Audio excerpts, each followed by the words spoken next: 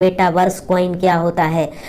Meta coin की अगर बात करें तो गाइज मेटा कॉइन का यूज किया जाता है मेटावर्स की दुनिया में। जी हाँ गाइज, मेटावर्स की अगर बात करें तो मेटावर्स वो काल्पनिक दुनिया है जिसको वर्चुअल वर्ल्ड बोलते हैं, जहाँ पर वर्चुअली एंटर करने के लिए या फिर वहाँ पर एग्जिस्ट करने के लिए हमें क्रिप्टो करेंसी की ज़रूरत पड़ती है, जो कि मेटा कॉइन कहलाती है।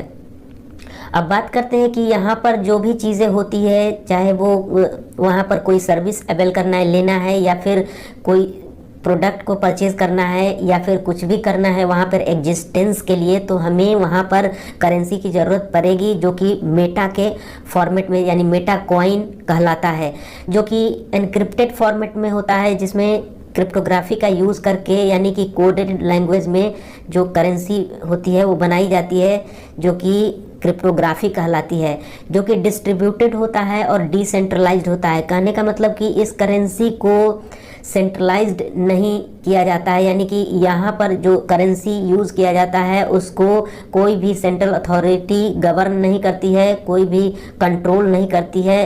ये पीर टू पीर बेसिस पे यानी कि पर्सन टू पर्सन बेसिस पे काम करता है। कहने का मतलब जो कम्युनिकेशन होता है इसके बीच, यानी जो ट्रांजैक्शन होता है इस करेंसी की, उसमें पर्सन टू पर्सन होता है। कम्युनिकेशन में जो पार्टिसिपेट करता है वो पर्सन टू पर्सन होता है, यानी कि जो करेंसी एक पर्सन दूसरे पर्सन को सेंड करता है वो कोड के फॉर्मेट में होता है, और इसमें कोई भी मीडियरी बैंक की तौर पे या फिर जो गवर्नमेंट है वो किसी तरह की इसमें भागीदारी नहीं लेती है।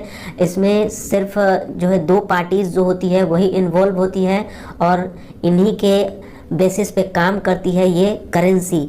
और ये जैसा कि मैंने कहा है कि मेटावर्स के अंदर जो भी चीज़ें होती है वहाँ पर जो करेंसी का यूज़ किया जाता है वो मेटा कॉइन कहलाता है। अब बात करते हैं कि जो कॉइन होता है वो क्या होता है।